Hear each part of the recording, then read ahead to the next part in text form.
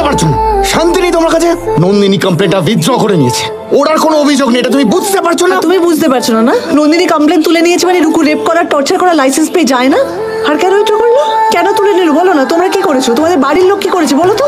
টাকা দিয়েছো, ভয় দেখিয়েছো, কি করেছো নন্দিনীকে? চুপ করে থাকো তুমি, একদম চুপ। তোমার জন্য আজকে বাবার এই অবস্থা, মা পাগল হয়ে যাচ্ছে।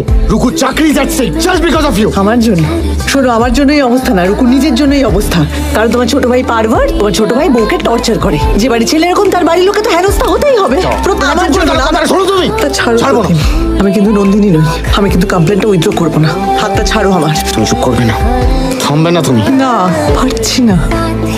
এই বাড়িতেও তাহলে তোমার কোনো জায়গা নেই, বেরিয়ে যাও।